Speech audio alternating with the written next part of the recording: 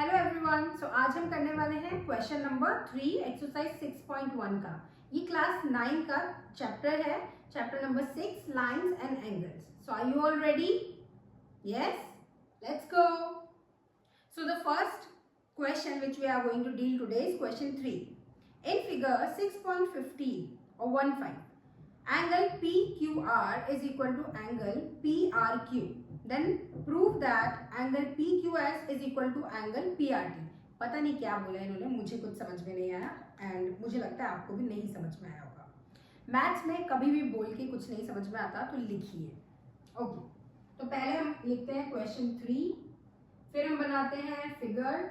यहाँ पर एक स्ट्रेट लाइन है जिसका नाम एस टी है, इसके ऊपर एक ट्रायंगल बन रहा है। इस ट्रायंगल का नाम है पी क्यू आर। यहाँ एक एंगल है, यहाँ एक एंगल है। अब देखते हैं हमें और क्या दिया गया है। ये कह रहे हैं angle P Q R is equal to angle P R Q. PQR is equal to PRQ. Good. Then prove that, and we have to prove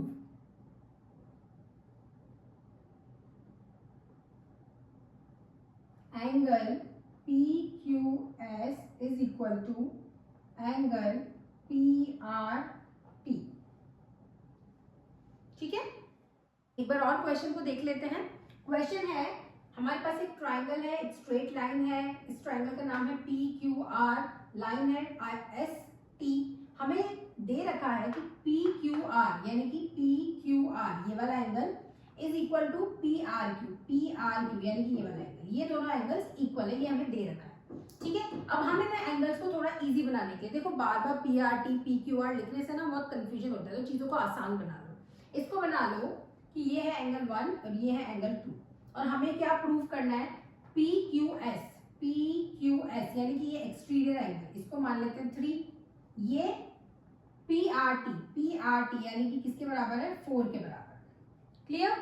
so proof में हमें क्या लिखना है? That angle 3 is equal to angle 4। This we have to prove. And what is given is angle 1 is equal to angle 2। ये लिखने में थोड़ा आसान हो जाता है ना, ऐसा भी हम कर सकते हैं। ठीक है, ओके।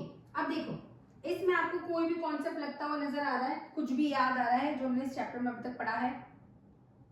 हाँ, स्ट्रेट लाइन। जब ये स्ट्रेट लाइन है तो ये भी स्ट्रेट लाइन है, ये पूरी ही जब स्ट्रेट लाइन है तो इसका ये छोटा सेगमेंट जो है, इसका छोटा सा जो टुकड़ा है, ये भी स्ट्रेट लाइन ही होगा। तो जब ये स्ट्रेट लाइन है तो ये पूरा एंगल 2 + 4 किसके बराबर होगा? 180 डिग्री के। इसी तरीके से ये वाली जो साइड है ये भी तो स्ट्रेट लाइन है, तो ये दोनों एंगल जो हैं ये किसके बराबर होंगे? ये भी 180 डिग्री के बराबर होंगे। अब हमें तो नहीं पता कि क्वेश्चन कैसे सॉल्व करना है, पर हमारे दिमाग ने जितना सोचा है उतना हम पहले लिख लेते हैं। ठीक है, तो हम लिख लेते हैं that angle 3 + angle 1 is equal to 180 degree.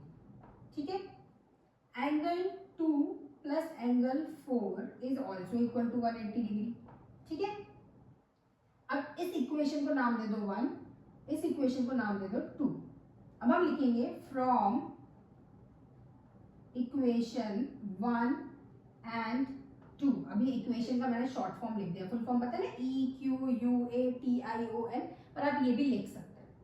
ठीक है, आप शॉर्ट फॉर्म भी ये लिख सकते हैं। ओके, 1 और 2 से हमें क्या पता चला? देखो 3 + 1 180 डिग्री के बराबर है, 4 + 2 भी 180 डिग्री के बराबर है। जब ये दोनों ही 180 डिग्री के बराबर हैं तो क्या ये दोनों आपस में बराबर होंगे? यस और नो? यस।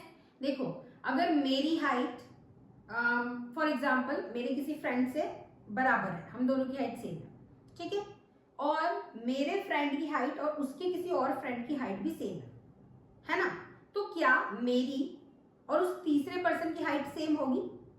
होगी ऑब्वियसली, है ना, क्योंकि हम दोनों की हाइट मेरे फ्रेंड के बराबर है। तो यहाँ पर भी सेम है, जब ये 180 डिग्री के बराबर है, ये भी 180 डिग्री के बराबर है, तो ये आपस में भी तो इक्वल होंगे ना। बस, तो अब हम क्या लिख देंगे? From equation 1 and 2 angle 3 + angle 1 is equal to angle 2 + angle 4। यहाँ तक की कहानी हो गई। अब क्या करें?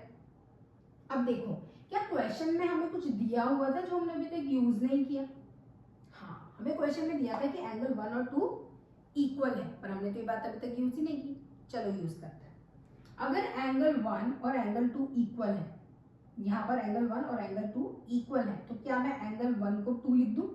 क्या मैं ऐसे लिख दूं angle 3 plus angle 2 is equal to angle 2 plus angle 4? मैं ये लिख सकती हूँ क्योंकि 1 और 3 इक्वल है। Given, it is given in the question, हमने अपनी मर्जी से नहीं किया, क्वेश्चन में ही दिया हुआ था। क्या मैं ये कर सकती हूँ? क्या लगता है आपको? यस, कर सकते हैं ये वाला काम, है ना। अब देखो यहाँ पर भी एंगल 2 है, वहां पर भी एंगल 2 है, क्या मैं इन दोनों को कट कर दूं? कट करने का मतलब मेरा ऐसा नहीं है कि मैं किसी टेबल से इसको कट कर दूं। कट करने का मतलब ये है कि जैसे ये एंगल 2 है, जब ये उस तरफ जाएगा तो ये माइनस का एंगल 2 हो जाएगा, ये दोनों तो थे वहां, अब ये भी वहां पर जाएगा तो ये माइनस का एंगल 2 हो जाएगा, तो एंगल 2 माइनस एंगल 2, तो आंसर क्या आएगा? एंगल 4 ही बचेगा क्योंकि तो 0 हो जाएंगे, है ना। तो इसका मतलब एंगल 3 भी एंगल 4 के बराबर आ गया। लेकिन अगर मैं ये सब नहीं करना चाहूँ, इसको उधर ले गई, ये सब ना करूँ, तो मैं इसको एक सिंपली एक और तरीके से कर सकती हूँ। अगर मैं ऐसा ना करना चाहूँ कि मैं उसको वहां लेके जाऊँ और ऐसे, तो मैं सिंपली क्या कर सकती हूँ, मैं इस 2 और 2 को कट कर सकती हूँ। यहाँ कट करने का मतलब ऐसा नहीं है कि मैंने किसी टेबल से कट कर दिया। यहाँ कट करने का मतलब है कि जब मैं इसको वहां लेके गई तो दोनों जब माइनस हुए तो आंसर 0 आया, इसलिए हम इसको कैंसिल कर रहे हैं कि ये दोनों तो आपस में कैंसिल हो जाएंगे, ठीक है। तो हमें क्या पता चला? हमें पता चला angle 3 is equal to angle 4। क्या यही हमें प्रूव करना था? अब इसको क्वेश्चन की लैंग्वेज में लिख देते हैं, that means P Q S is equal to angle P R T, hence proved, H P, है ना। In the end you can write hence proved, दिख रहा है आपको? यहाँ लिखो हैंस प्रूव्ड, ये प्रूव करना था, हमने प्रूव कर दिया। सो आई होप ये क्वेश्चन आपको क्लियर होगा। अगर अभी भी कोई कंफ्यूजन है तो वीडियो को वापस देख लो, एक बार, 2 बार, 3 बार, मोबाइल या जिस भी लैपटॉप पे जहां पर भी आप देख रहे हैं वो तो आपके हाथ में ही है ना। अगर आपको मेरी वीडियो अच्छी लगी तो please like, share and subscribe आपके सारे दोस्तों के साथ, ताकि वो भी आपके साथ साथ मैथ्स कर सकें और आप आपस में इन सारी चीजों को बाद में डिस्कस कर सकें। Thank you.